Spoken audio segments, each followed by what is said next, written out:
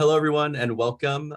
My name is Joshua Long. I am the Senior Educational Content Manager with the Indiana Youth Institute, and I'm so excited to continue our webinar series on emerging careers. Today's career is social media influencer, and we have a really, really cool guest. Before we get started, I'm going to go ahead and just do a brief introduction of IYI if anyone's new. We are the Indiana Youth Institute. Our mission is to improve the lives of all Indiana children by strengthening and connecting the people, organizations, and communities that are focused on kids and youth. So we believe in kids, and we believe in supporting the youth workers, the mentors, the teachers that are doing what they can to improve outcomes for youth. And so with that, I'm going to introduce our guest today. Eric Bigger is a TV personality. He was on The Bachelorette season 13. Is that right? Season 13. Yes. He is also really cool. He's an author. He has 2 books. And probably the coolest thing is that he is a life coach. And so he helps people reflect. He helps people be the best version of themselves. And so we're going to get into all of that. I just want to get started. I'm going to turn it over to Eric with a really general question here is, what is a social media influencer? I think adults that work with kids know about social media. They might have heard influencer before, but they really don't necessarily know what it is. And so if you could talk a little bit about your journey into becoming a social media influencer, I think that would be helpful for a lot of folks. Thank you, Joshua. I appreciate the introduction. Time flies since The Bachelorette, right? Season 13. Shouts out to Rachel Lindsay. Influencer. So, I like to say we all have influence, right? Depends on what type of influence, right? Whether it's sports, teaching, cooking, fitness. So influencer for me started at a very young age. I wanted to be a basketball player. So I was the kid in the neighborhood who had the work ethic, and I would play basketball and work on my game. And, fast forward, I played in college. I played in junior college, and then I went to a 4-year Hampton University where I graduated. I didn't go pro in ball. So once I graduated, I moved to LA in 2010, and I had to go pro in life. And what happens is, the word influencer is such a strong word, because what does it really mean? Who is an influencer? But not becoming a basketball player professionally, but becoming a professional in life, there's an identity crisis, right? Because as an athlete, this is your identity. I'm a ball player. I want to be this professional athlete. And so once that fails, you got to create a new identity. And so for me was, how do I become more of a professional as an individual, as a male, as a man? And my journey started with just reading books, right? Like Think and Grow Rich, The Secret, As a Man Thinketh, Self-Esteem Prophecy. And I was just studying information because I was in LA, I had a college degree, I graduated with honors, magna cum laude, and I couldn't get a job anywhere. I was working at the Beverly Center at a sneaker store making $8 an hour with a college degree. You talk about humble. I was humbled for sure. So in those years of, coming out here in LA in 2010, I just really focused on who am I, right? If I want to help people, because part of my life path as a basketball player and athlete, I was a leader. So I was influencing my peers. They were following my lead at that time. But I got into I want to help people in life, because I come from struggle and, neglect and challenges in certain aspects as a child.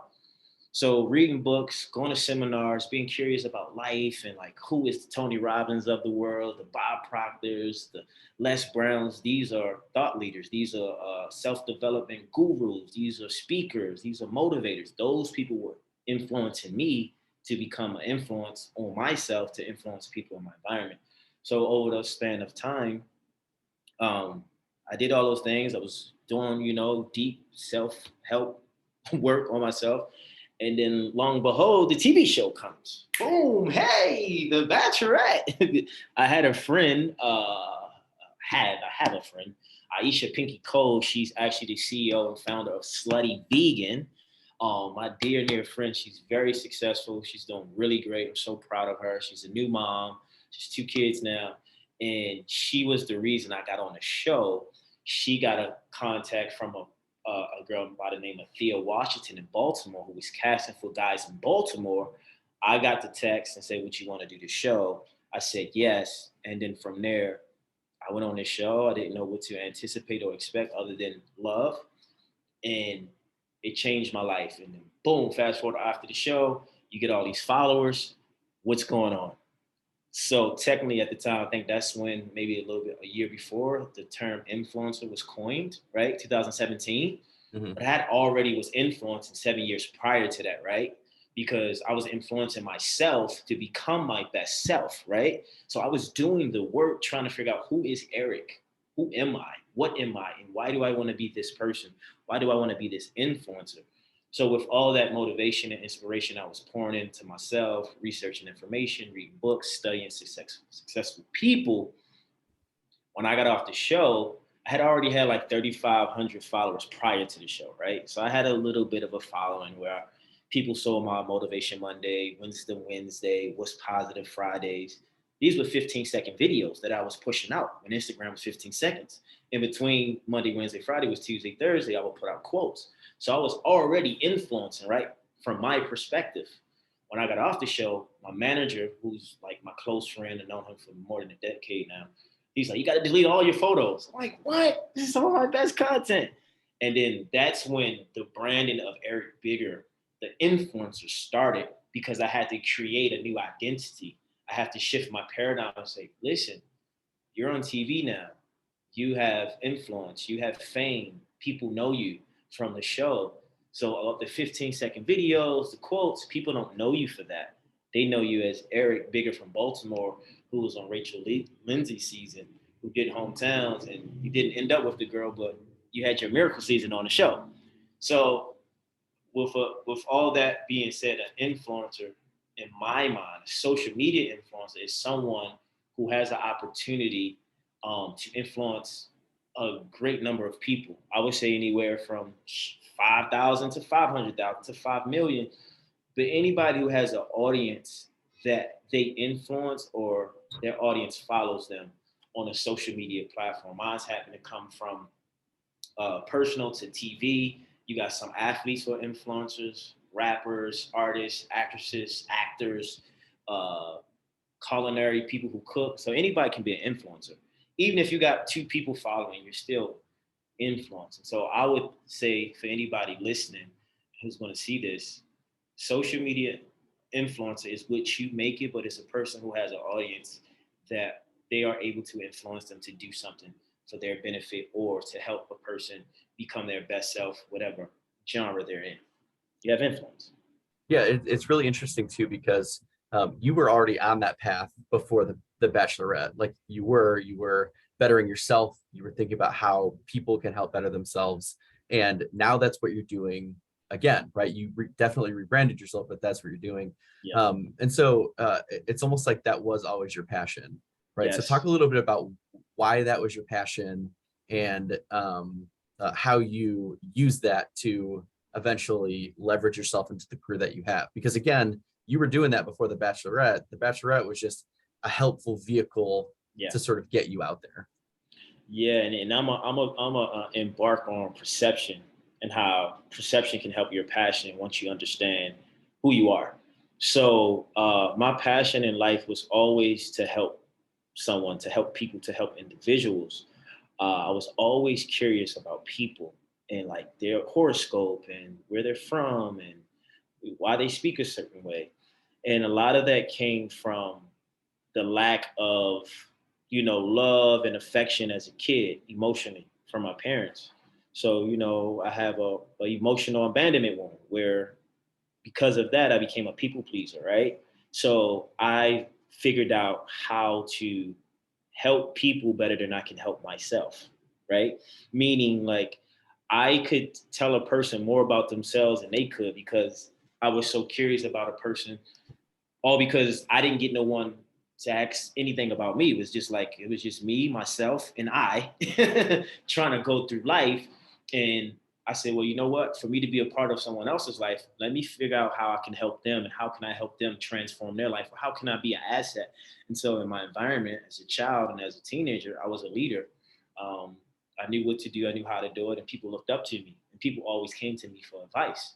I was always disciplined, always structured, always got good grades. So I always had some type of linear, success where I was doing something that was benefit me and you could see the outcome. I also was a basketball player who really worked on trying to be the best basketball player. And so my passion always came from the root of my lack of me, what I didn't get, right? Because I had to fill me up. I had to be my own parent at times and figure out how to move through certain situations in life. And from there, that passion just became a thing. I think what happened was I got to LA 2010, worked at a shoe store, Chic Shoes, where I was making $8 an hour, humbling, right? And thank God to research and thank God for books, right? Think and Grow Rich and The Secret. There's 2 books I read. Not only did I read them, I applied the message into my life.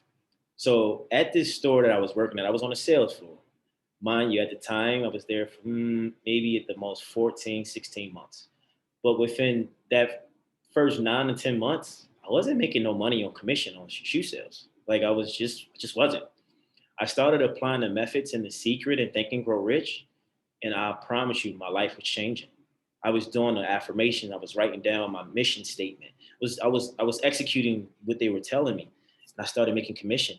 Right, right. I attracted the opportunity to work at Abercrombie and Fitch as a manager. I was like, oh my God, I got a new job. What? Like they were literally in the mall. I was working at the Beverly Center. And that's how I got recruited as an AM, as assistant manager. And then like I wanted to make more money. I wanted to change my life. I started making more money. I became a manager at Abercrombie and Fitch, assistant manager. I got benefits after a year working there, right? But mind you, all this came from doing the work.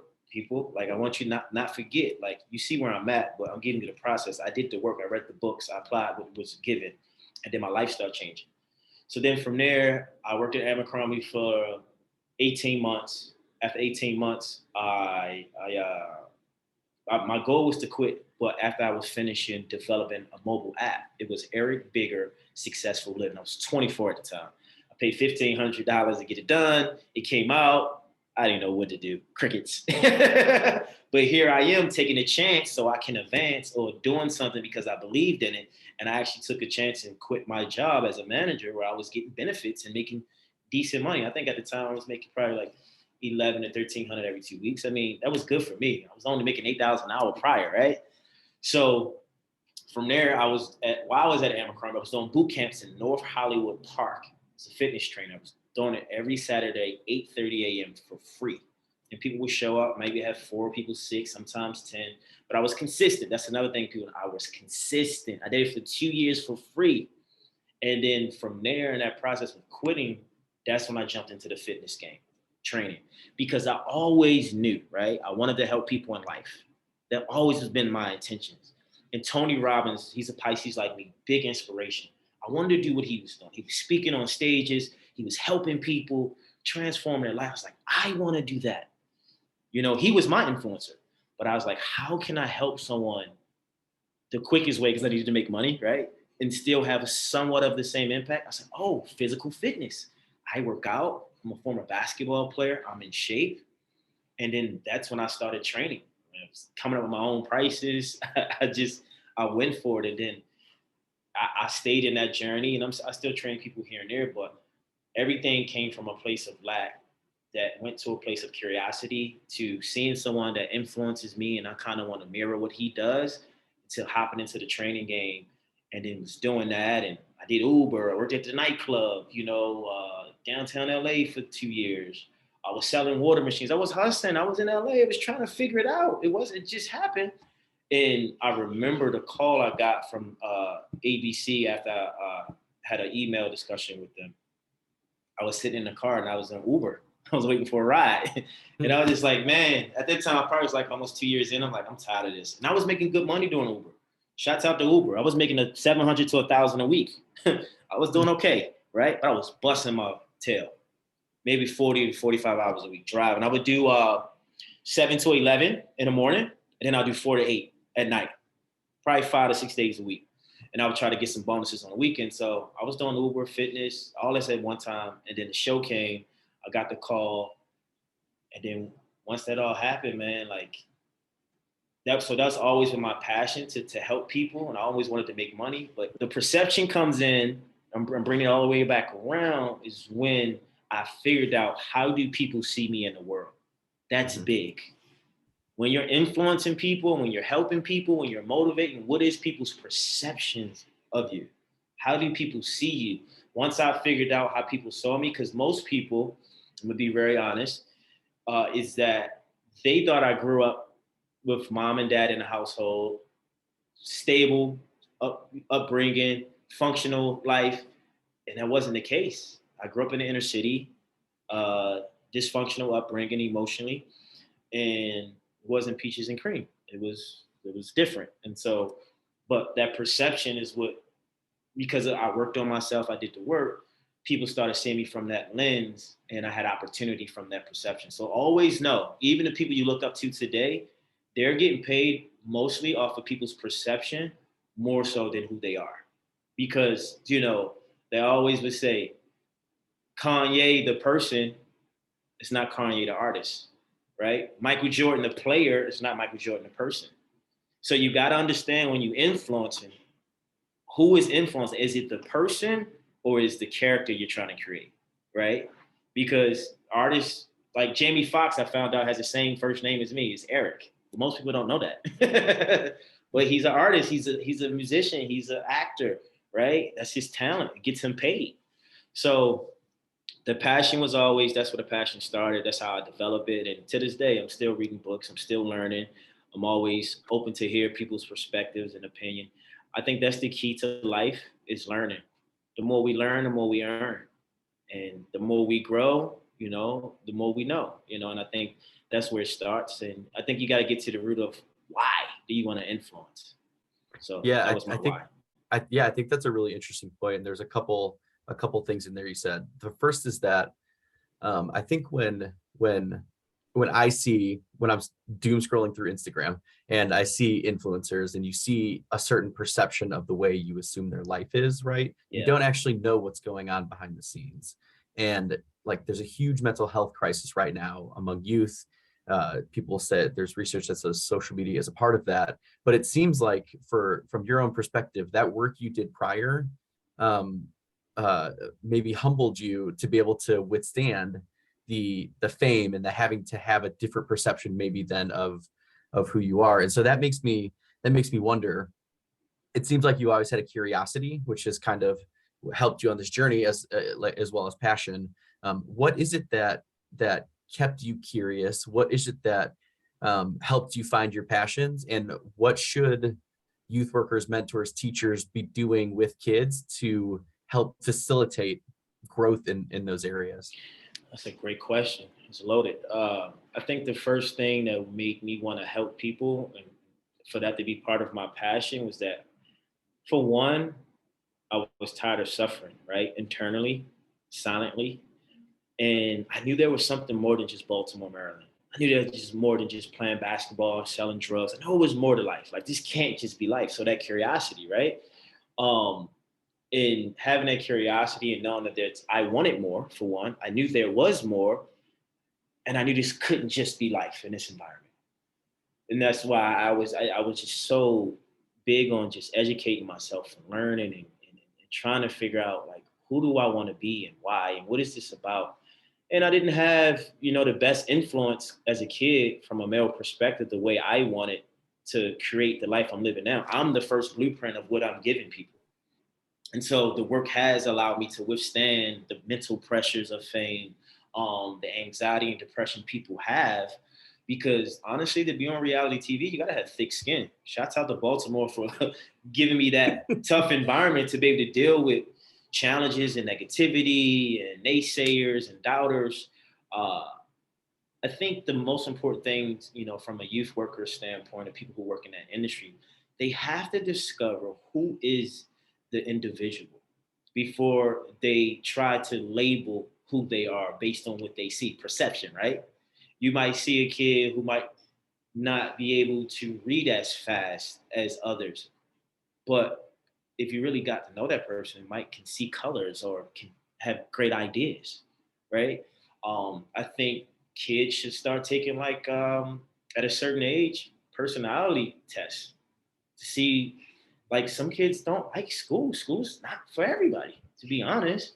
And I'm here to tell you, like, I went to college because I was the first to go. There was no one before me to graduate.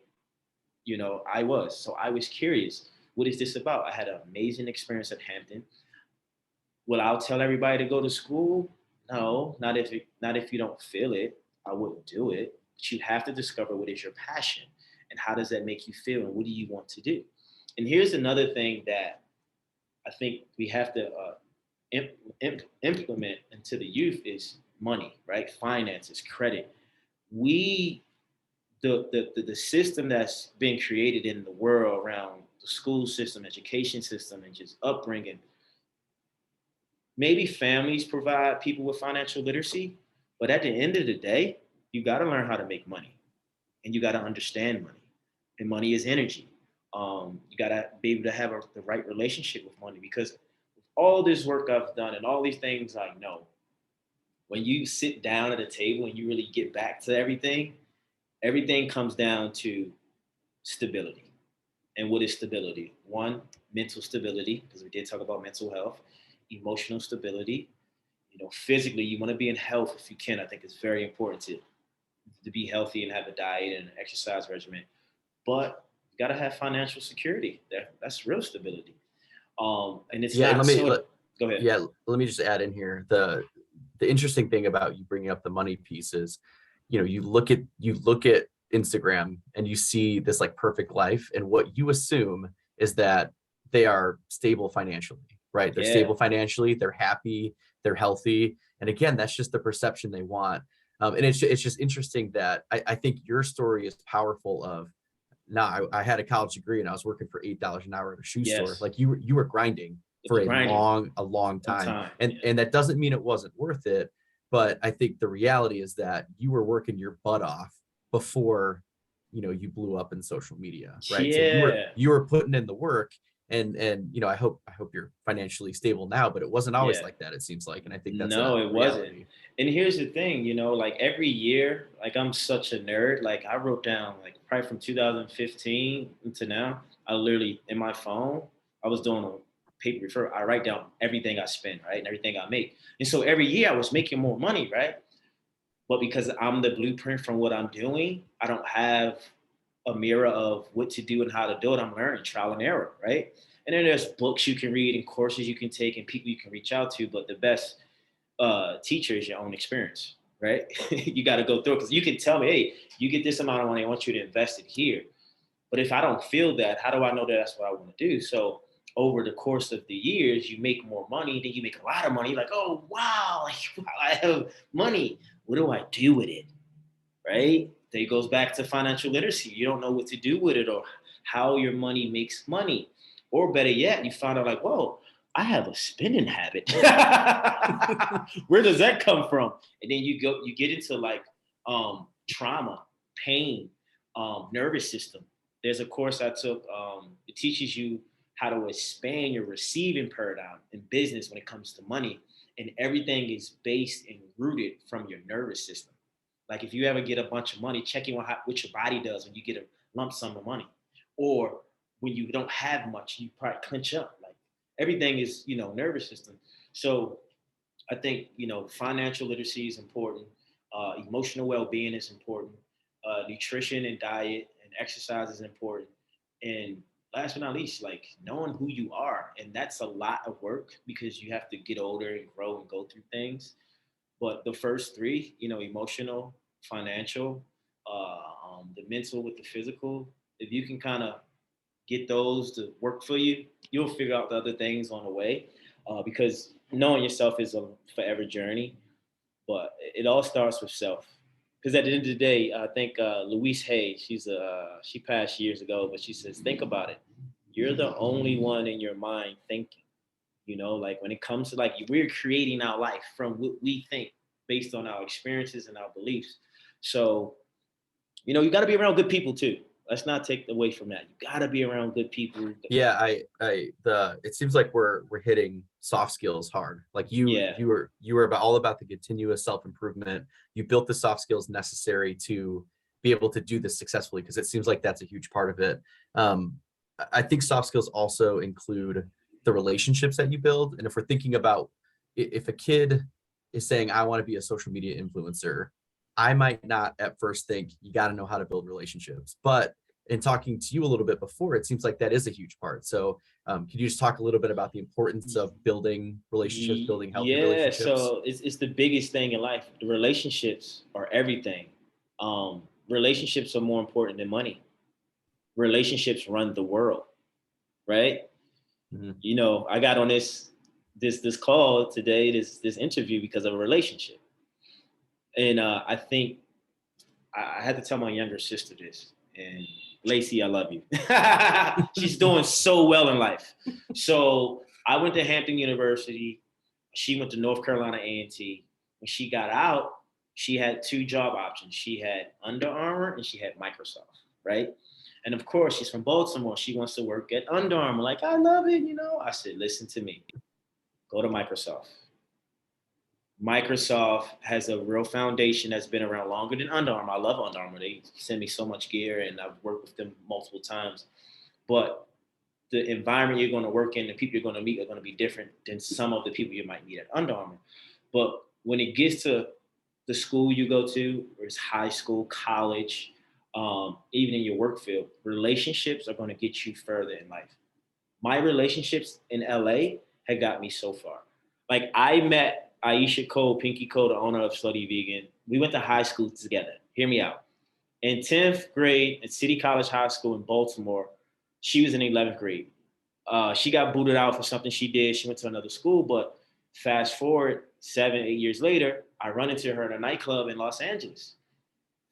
We got together. She kind of gave me the roadmap to how to maneuver in LA. She said, you should do background acting. You should go to Central Casting. You should find a place on Craigslist. Relationship. This is a relationship. She was in LA prior to me. So she knew how to maneuver. That relationship set my foundation on what I need to do to make money, where I should go to find an apartment. You know, she guided me to have that foundation because I had the relationship. So there's people sitting next to you, people you know, going to be probably one of the biggest stars in the world one day, or someone who, or CEO of a company, or have access to things you need. There's people in this town who have multi-millions of dollars, and some of them can't get in certain membership clubs or in certain places, not because they're not worthy of it, they just don't have the relationships, right? I always tell people, you look at some of the same people on TV year after year. Yeah, these people are talented, but these people have built solid relationships. Relationships run the world. So people, build rapport with the people in your life and build solid foundation and relationships. It'll take you far in life. And that's how I Yep. got on relationships. Yep. Yeah. Yeah. I think that's great. I love the story of your high school friend. Yeah, Pinky, like right? I mean, it's just really, really like cool. her success. When people say, I said, she's always been a giver. This girl will give you her last dollar. Like, so when I see her success publicly, I'm like, she deserves it. She done it. She put in the work. She helped me when I didn't have anything. She actually put up her and my manager, Michael. They put up half of my money. They both went half of my publishers when I first got off the Bachelorette, right? They supported me. And that's how I got all this access to different things, because I had so much press with my name behind it, because I had to pay for a publicist, right? All because I had the right people. Go back to people, relationships. I had the right people in my corner supporting me. I was willing to do the work. I'm a work now. I'm not lazy, but I had people who supported me to push me. And that's what you need more than anything. It's the right relationships, the right people, and the right environment, and you'll change your life. And I didn't talk about this. I had to move out of Baltimore to be where I'm at. I didn't stay in Baltimore and get on a bachelorette. I moved 3,000 miles away. I booked a one-way ticket. I had $1,000 to my name and I left a month after graduating college. So there is some type of risk involved. There's some type of chance you must take on yourself, some sacrifice. I don't get to see my family every holiday. I've been in LA 12 years. So I'm just fortunate to be here because of the choices and the people I surrounded myself, and just being very diligent and working on myself, but just wanting more and better. Mhm. Yeah, you might not have known that you were going to end up in this position, but looking back, you certainly were putting in the work to Yeah. be able to end up in this position, which is really cool. I want to talk a little bit about your current life, your current routine, Yeah. because again, doom scrolling through Instagram, I see the perfect life, and you think, oh man, they have everything. But right before we got on, you told me you're getting up at 5 a.m. every day. Yeah, So like, yeah, I'm up at five. what's a day in the life of a social media influencer look like for you? Okay, so this morning I woke up. I woke up at 6 this morning, but usually I'm up 5:30. Right. When I get up, the first thing I do is I meditate. After I meditate, I do affirmations. I do like two to three different kinds of forms. You would say I do I am affirmations. I do thank you affirmations. I do money affirmations. From there, I do gratitude statements. When I write down what I'm grateful for, I do like 5 or 6. And then from there, I'll pray. Then after I'll pray, I'll go to the kitchen, I'll take my supplements, then I'm in the gym, right? I'm in the gym, I work out. That's kind of like my consistent, I would say 99.8% of the time routine in the morning. Uh, and so, but here's the kicker for today. I didn't get up at 5 today. I got up at 6. And I didn't work out today. Today was my day off. So I had a little lax day today, right? But I knew I had 3 calls to be on the day. So at 10 a.m., I had a call with a PR company about scaling nonprofit and charity work that I'm willing to do, um, speaking engagements. Then from there, I had a call for like life coaching client at 11.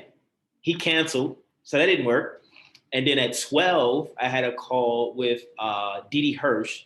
They lead suicide prevention hotline, and they have a center here in LA, and I'm doing their I think it's a 5K or 3K when I warm up the crowd, and we walk for people who lost their lives to suicide, unfortunately. And then I was talking to them about how we're going to promote the event.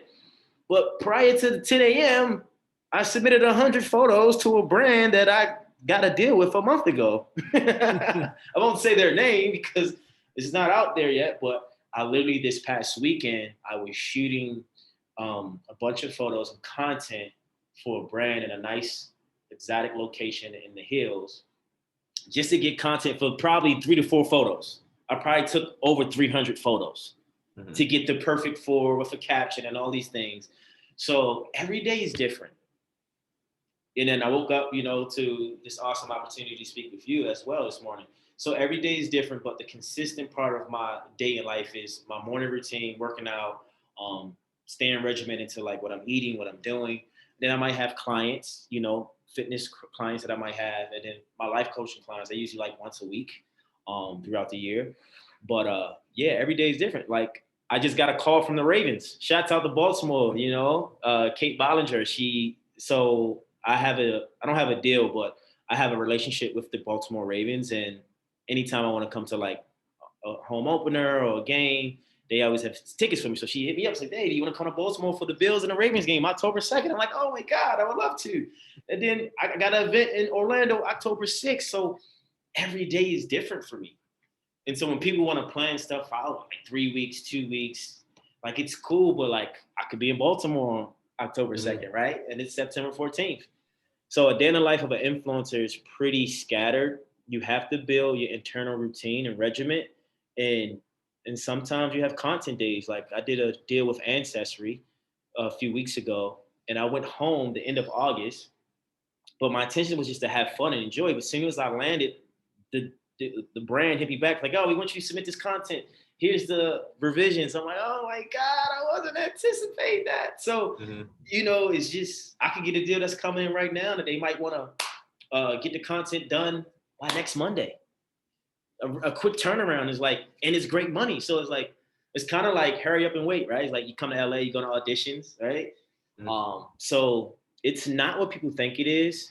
I will say there are slow times. To be quite frank, there's slow times where you're not getting a lot of opportunities. You're not getting a lot of deals. People are not hitting you up. People are not looking for you. Like August was a slow month because people were on vacation. A lot of my clients were out of town on vacation. It is the summertime, mostly in the United States. And yeah, so you have to become creative as an influencer.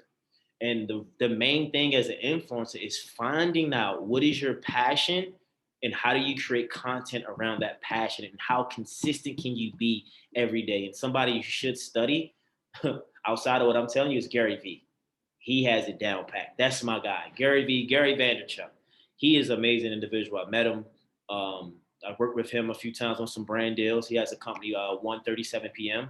I think it's a media gallery or gallery. I forgot the name of their company, but they have brand deals for influencer. They have an influencer department.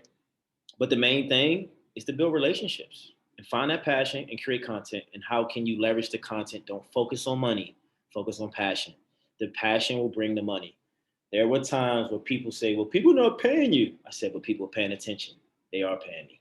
Their Yeah. eyes are the money. Yeah. See, that's interesting. And I think like, again, I'm scrolling through Instagram. I see a picture of you in the mountains and Yeah. like, I'm like, oh, that's cool. That's awesome. Scroll through. What I don't realize is that took an 8-hour shoot in the mountains for that one picture. Yes. Right. So I think Yes. the reality is that it is hard work.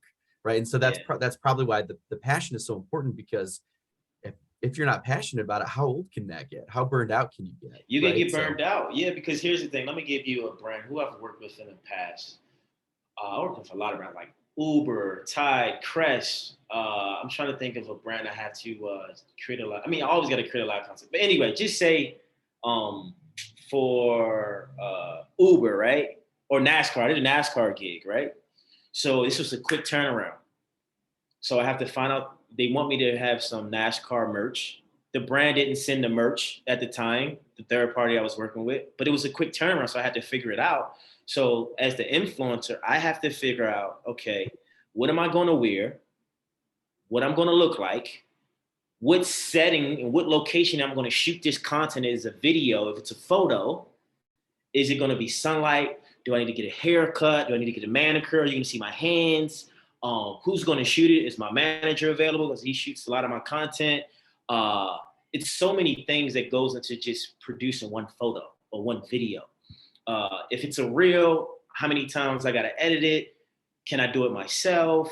What's the weather like for today? So with all that being said, then you have to come up with the caption. They give you ideas of what you can say, but I tell people like this. I did a McDonald's gig in 2018 or 19, I believe. And I got a lot of flack for it, right? Like, oh, you're a fitness trainer, you don't eat that, and da da da da. And I get it. But here's the difference. If it was a national commercial, I'd have got more praise for it. And here's the reason why. Because as an influencer, this is why you got to be careful, some people. When you're influencing from your perspective, you're the director, you're the writer, you're the producer, you're the creator. When you go on a TV commercial, you're just the talent and you do what they tell you to do. So you're not writing the script. You're not picking the wardrobe. You're not setting up the lights and the camera. They are. So that's the difference between an influencer and someone who's acting, who's doing a commercial Yeah, and on that's TV. I think that's actually a really important point, because like from everything you're telling me, like you're running a small business. That small business is you, but you are the entrepreneur, you are the Yes. CEO, and that's a whole side of it we haven't even talked about. Yes, I'm the product. I'm the job. I'm the opportunity. So I have to work on my body. I have to work on myself. I have to read books. I have to learn. I have to spend hours on YouTube to understand, oh, Instagram algorithm has changed. What time is it great to post? Hashtags not working anymore. Reels are getting more engagement than photos. Like this is work. You might not see it, but it goes into like how I create my content and how I think. When I look at it, I'll give some people a little secret of mine that I use when I'm creating content. So if I get a brand deal, right, I'm always thinking when I'm shooting the content, my intentions is this a billboard? Is this a commercial? That's how I want it to look. So I'm coming from that perspective. I want this to look like a billboard or a commercial. Can you put my photo? Will you take my voice and my video and put it on a commercial or a TV ad?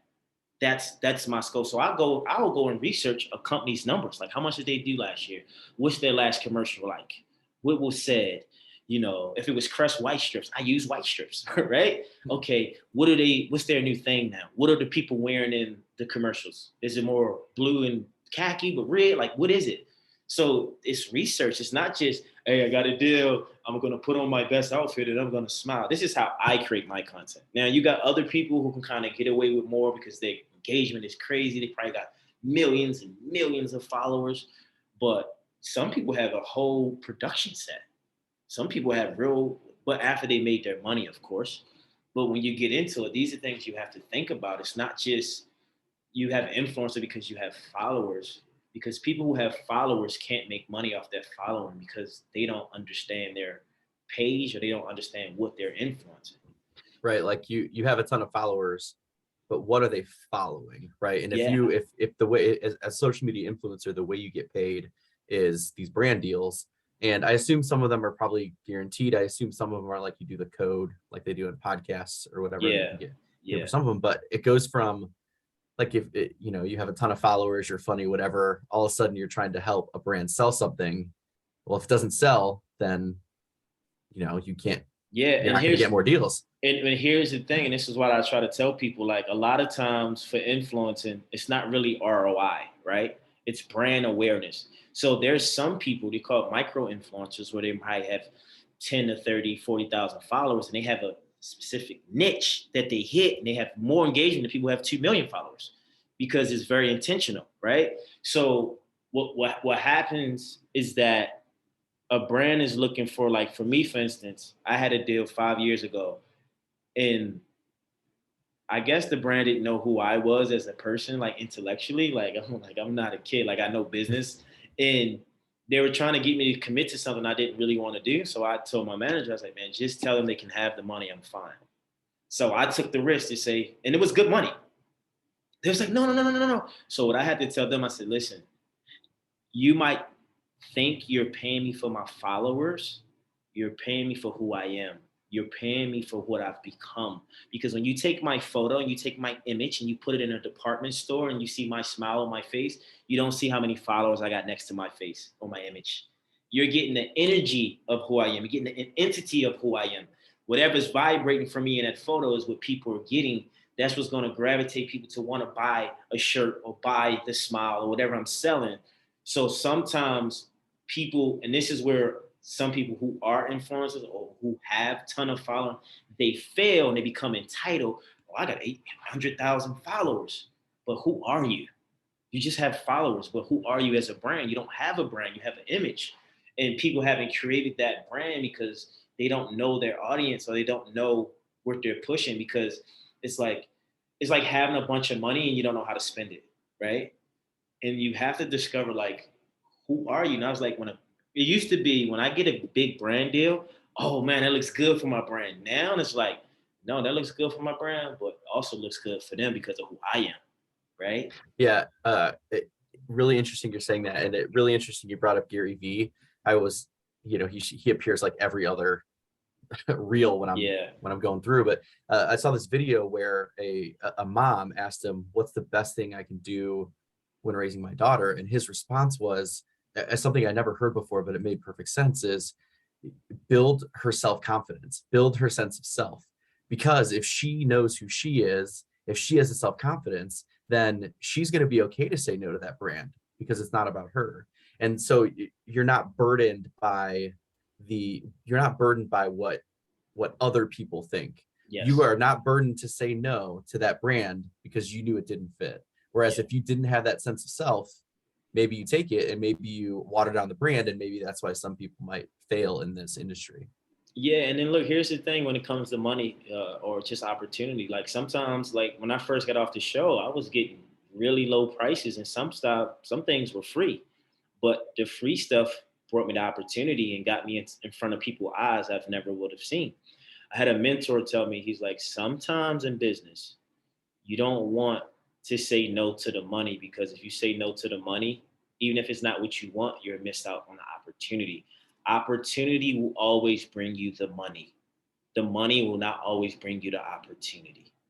So if say for instance a brand is off a few thousand and I'm like, but that brand might put me in front of people that I've never been in front of, it might be better to say yes to the deal than say no because I want money, right? So you got to understand the world you're in and you're trying to maneuver in, but sense of self-confidence, self-awareness, certainty, and really just really being collaborative, like working with people. Because when I get a deal, I always tell the people I'm working with, like, listen, I'm not a diva. You can tell me anything. This is a we thing, not an I thing. If I do good, we do good, everybody do good. I want everybody to win. So if something doesn't fit, let me know. We can switch it up, because I want, because if you're pitching me a deal and it's coming through you, you're running this campaign. I want Joshua you to win and look good. Like, yeah, man, he made that decision. Because when it comes self-centered and entitled, you lose momentum within the ecosystem of the people you're working with because you're making it about you. And here's the thing, and it's crazy this is coming up in this moment. We're talking about influencer and celebrity and all these things. What's tough that people don't think about, the whole idea of influencer and celebrity makes it bad for most people, because when you label someone and you put them on a pedestal, you're giving them all your power, right? So I even have, when I go on set, I'm around people, they're like treating me like they're nice and they're giving, and I'm telling them like, oh, it's cool. I'm a regular person, just like you. Meaning like I'm genuine. Like, yes, I've had success and I work hard, but I cry, I sweat, I go to the bathroom just like you. You have a family, you have a life. I want to make you feel fulfilled as much as you're making me feel fulfilled, right? When I was on the show, I used to talk to the guys on the Bachelorette, like the camera guys, like, hey man, what's your name? What do you do? Like, what do you love doing? Because we were told we couldn't talk to them. I'm like, what? These guys are making our life better by putting a camera in our face. Like, what? So always know your surroundings, be humble, be open, but don't just be in it for like selfish reasons because you can make money and you have a look and you can have followers. Like, you never know who's watching you and who is rooting for you and who will support you. So I'm Yeah. always aware of that. Yeah, I think that's a great place to sort of wrap up. And I'll just ask one more question. Yeah. Just imagine right now a 15-year-old boy comes up to you. He thinks you're great. He follows your Instagram and he says, I want to do what you do. I want to be a social media influencer. I want to have 200,000 followers on Instagram. What is the best thing I can do right now to start myself on that path? I would say that's a great question. 15 years old. I would challenge him, not to be hard on him. I would say, well, you know what you do for 7 days? I want you to get up. I want you to get up at 5 a.m. for 7 straight days, no matter what's going on. If you can do that for 7 days, get up at 5 a.m., then you're ready for what influencing is. Because you also got to be aware of an influencer, how you talk, what you say, how you present yourself, because certain terminology can miss out on deals. But I would challenge him in the first front, especially if he's a young boy, because got to see where his mind is at. If he's because you got to be mentally tough somewhat. But I would tell him, okay, cool. You want to be an influencer? Like, what is your genre? What do you want to influence? And I would just ask him questions, and I would say, well, why do you want to do that? And then I would say, well, have you done that before? Somewhat. Okay. Well, practice on it for the next 30 days, and then after you do that, then think about doing it. Because a lot of times we see things, but we don't understand what it takes to be that. So before any of you or anybody listening and watching get into the influencer game, know why, understand the ins and outs of it, and just be aware that it's not what it seems. Nothing is what it seems. Like, there's times where I'm trying to figure out, okay, when's my next opportunity coming, right? I have to create that. So I didn't got opportunities from posting photos, literally. I did something with like Alo Yoga sent me some free gear. I posted a photo with a nice little caption, and then my agency hit me up, and I got a fitting job for a clothing line because how I looked in the outfit, right?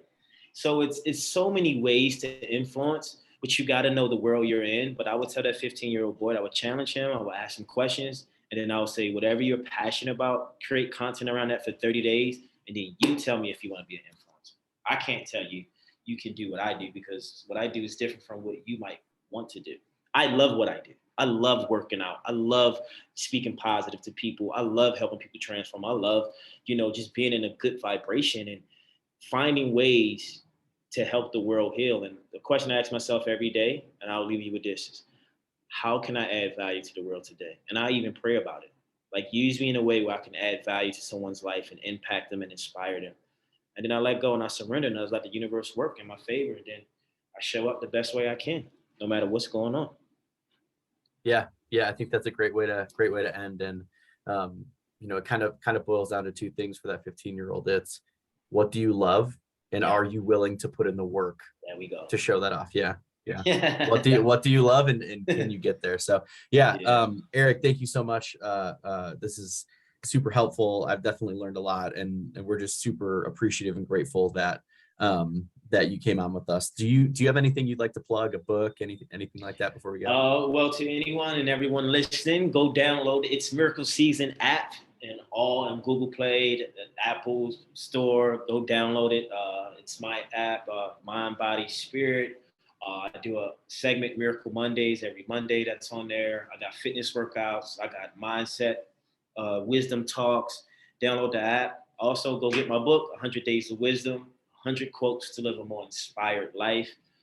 Then my other book is Transformation, Change Your Mindset, Change Your Energy, Change Your Life. And that's a workbook, 28 days to reclaim your power, to discover who you are. That can kind of help you transition into being an influencer by understanding more of yourself. And they're both on Amazon. And follow me on Instagram at Eric Bigger.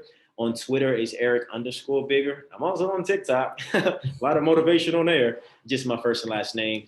But yeah, DM me if you have any further questions, and I'm here. I understand it. I just want people to know that they can win with what they have and what they've been given from birth. Everybody has a gift within them. You just got to find it, and then from there you'll find your purpose, and you can live your dreams out loud and be an influencer if that's what you want. Shout out to all the influencers out there influencing in a positive way. Yep. All right. Well, we'll end it there. Thank you so much, and yeah, we'll see you next time. Perfect. Thank you.